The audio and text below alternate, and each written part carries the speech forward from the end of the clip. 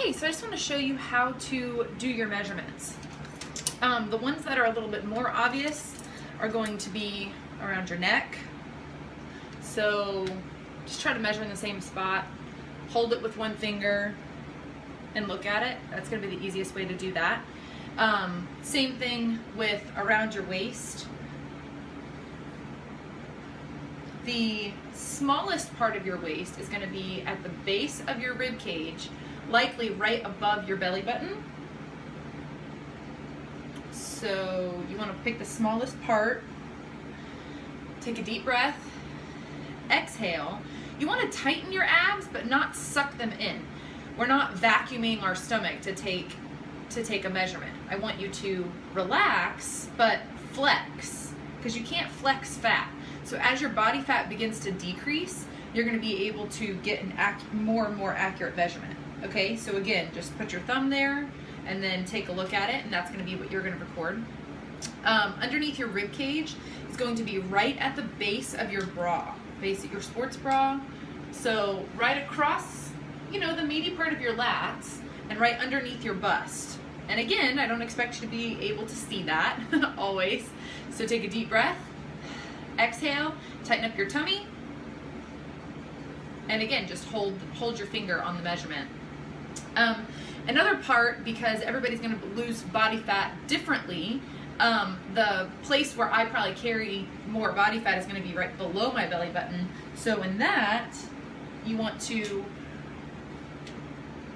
not have any cloth covering, or at least not much, and go around the thickest part of your waist. That's going to be different for everybody, but make sure that you've got some temperature gauges as you continue. So that's going to be right below your belly button.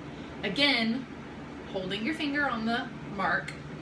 The more difficult ones are going to be for your lat spread or your shoulder girth or your back girth. These are less important, more for physique athletes to begin to visualize on paper what your physique is changing into. It's really interesting to see how these measurements will change as your body changes, especially if you're going for that V taper where you actually want your shoulders and your lats to continue growing each year, but you don't want the same for your waist. So it's pretty interesting to see those changes. Put the measuring tape right behind you and hike it all the way up to your armpits. This is going to be your lat girth or your back girth. You don't want it to indent your skin, so keep it, enough that it's not holding you too tight. You want to be above your bust. Take a deep breath, exhale, and just by having your arms forward, see how my elbows are a little bit forward? If they're back, your scapula will likely retract, and you'll see the tape lag. You want your scapula protracted so that your lats are open but relaxed. So having your elbows in front of you like that's going to do that.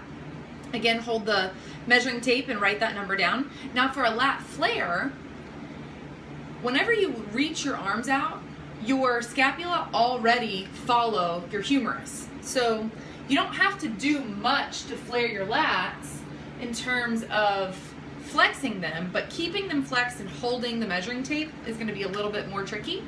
So this is less important for those of you that are not aiming towards competitive physique goals, because you don't really care about your lat spread.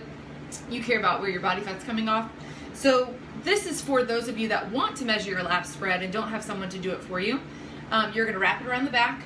You're going to do the same thing as your back girth, and you're going to flare your lats this way. Again, hold your thumb where the number lands, and that's the number you're going to write down. If you have somebody measuring this for you, that's great. Obviously, have them pull around the front, above your bust, underneath your armpit, and flare your lats that way. That's going to be the most accurate, but you do what you can. So the same thing for your shoulder girth. It's your girth, so it's all the way around your body. Try to keep the measuring tape straight. You want it on the peak part of your deltoid. And again, take a deep breath. Elbows should be a little bit in front of your body again so that your scapula again is not retracted. Sit up tall and just mark it with your thumb. Okay? The other measurements are going to be your hips. You want this to be around the thickest part of your hips. So not your hips here, you want it around the thickest part of your glutes. Feet together, pull it all the way around, put your thumb there, make sure the measuring tape is not indented. You want to be able to stick a finger right in there. You don't want it to be indenting your skin. Now quad, I like to measure quad at the thickest part of my thigh. As you lose body fat, that's going to change a little bit, so I like to take a measurement so that you can know exactly where you're going to measure. You're going to measure from the tip of your kneecap, as your knee is bent, straight up to your hip. And then you can count down and see, or count up and see where the thickest part of your thigh is. For me, that's going to be right out of 12. So I'll put my finger there, and then I'll wrap around. And I'm going to keep my legs straight so that the quad is not stretched out. Everything is fully relaxed. That's going to be the thickest part of my thigh. It's going to be different on everybody. You can also choose to measure down from your hip bone to the thickest part of your thigh, if that's easier. Whatever, just be consistent. That's all that matters. If you have any questions, just let me know.